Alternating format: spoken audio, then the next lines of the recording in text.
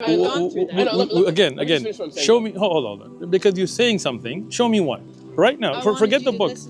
I've read the book, and he's absolutely wrong in it. I refuted all of those. Right? The question now is, you mentioned before, I don't believe. This is what you said. You said I don't believe that there are contradictions in the Bible. I believe it's the Word of God, and it should be perfect. It's inerrant, right? That means there's no errors. Does this at least prove? Right? You can look into it yourself, but does this at least prove that there's something more to it that you were ignorant of before? There's nothing wrong with that. There's no shame in saying I need to look into this. But does it at least show that hey, there's something I should know about? Because none of us know everything, right? So to say that there's nothing to look into. I feel like you're coming from the understanding of what most of the world's Christianity would say about the Word of God, and I don't believe the same. What's that? That it is like. That this right here, this book right here with these physical words are the inerrant Word of God. It was written by man. Okay. With different perspectives and the possibility of humanity being right in there. Okay, so that means there are errors in here. Depends what exactly you mean by errors, but let me be clear. The examples you gave me don't shake me because it just proves the humanity of the writers. Once again, so that would mean human tempering and errors, meaning either he was 22 or 42. I can show you 100 of these if you like. So when you know a book is filled with errors, how can you base your salvation on it?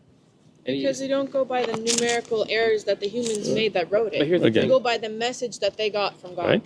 But if you know there are errors in it, how do you know how many errors and how much of it didn't affect the belief? Even if you look at the resurrection of Jesus that counts, they don't match. And you know that, right? About the Mary and about the... You want me to show it to you? No.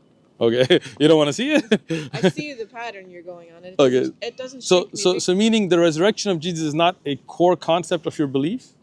Of course. And I would like to introduce you to the person who can show you what I'm trying to say. Sure.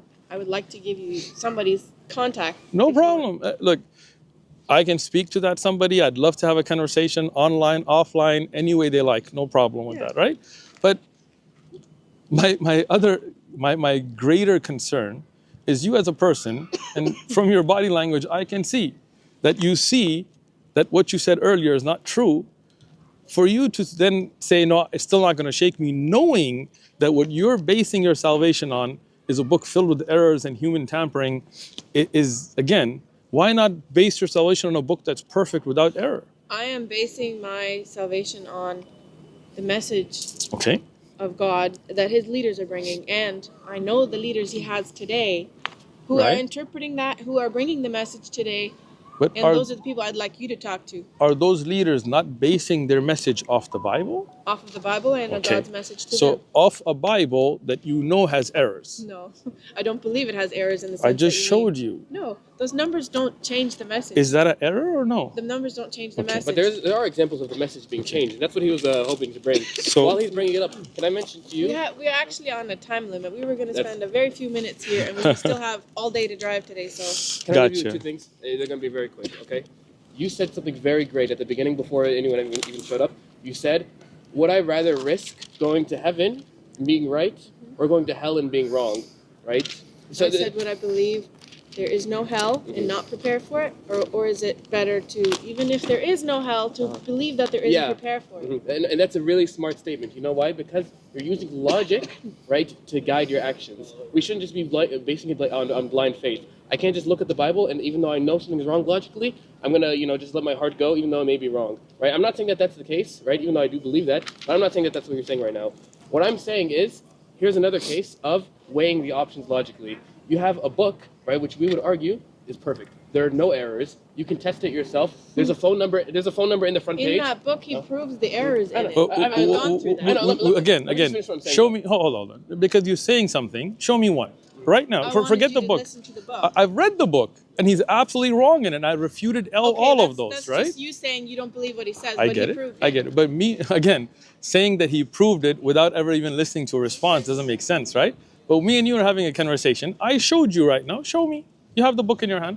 You're asking me, who's not a historian, I'm not a historian either, who studies it thoroughly, to explain it to you. Excellent. I'm showing you the reference of where I got my... And I have read that reference. and I have refuted every one of those false claims, right? Then I have nothing else to say, because you're saying you don't believe my references, so I don't know what else to do about it's not that I don't believe your references. It's that the person you're reading from is a well-known con artist who was never a Muslim to begin with. Nabil Qurashi is a well-known. Who was right. Again, why don't you read the Quran as I've read the Bible, and we'll come back and conversate then. But right? But what I was saying, right? Joseph, course, what were you saying? You had a good point. But my point is, you have a question. You have a matter of weighing the options logically, right? And like I said before, I'm going to tell you that this is a perfect book. And if you have questions about that, you can get his number. You can get the number. I do not believe it's a perfect book. But you haven't read it. Your word against others. Let me finish. Let me finish. There's a phone number in the front. Read it. If you have any questions, if you think there's a mistake, call it. They'll talk to you all day. Can I give you a number to talk? Yes. You can, but just let me finish, please. Sure. I feel like I'm cooking here. Okay. So the point is, when you have this logical decision of a perfect book, you can look into that yourself, versus a book that you said yourself has errors in it, whether it's important errors or not, right? That you can look into that too. But perfect versus imperfect, logically, like you did earlier with heaven and hell, which one should we stake our afterlife on? Forget about Quran and Bible, right? Perfect versus imperfect. What do we stake our afterlife on? Go ahead. You wanna give me the number? I love you so much.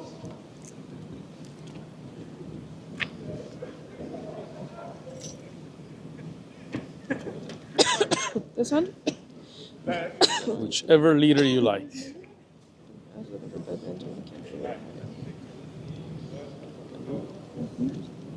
have it? I think I do somewhere. Let's just. All right. While you're looking up the number, this is regarding the resurrection of Jesus. And his disciples went out and came unto the city and found it as they had left it, and said to them that they prepared the Passover. In the evening he came with the 12. Now as they sat and ate, so they ate the meal of the Passover, he said, "Surely I say to you, one of you who eats with me will betray me." Right? So the betrayal of Jesus was at the dinner, and the day after they took him to be crucified after the Passover, right? But if you go in John, now it was a preparation day of the Passover, about the 6th hour, and he said to Jesus, "Behold your king," and they cried out, "Away with him, he's not our king." This is showing the crucifixion before the day of Passover. So was Jesus crucified after the Passover or before? He wasn't crucified there. That's when they condemned him. This is the preparation day when they hung him and they took him No, after. it says away with him, crucify him. That's when they condemned him. That's not when they put him on the cross. So when they took him, when they said crucify him, was that after the dinner or before? After. Okay. So here, this is the day of preparation. When the Romans said that this is your king, and they said, take him and crucify him. Here onwards, there is no dinner in John. So they never ate the dinner in the account from John. Can you take this number and talk to him? Sure, sure. Can you look at the verses yourself? If you convince him, you'll convince me. That's pretty blind following, isn't it? Well, he is God's man of the day. Does this show that there is errors regarding 1937. 1937. Just type it in if you like. I don't see it. Oh.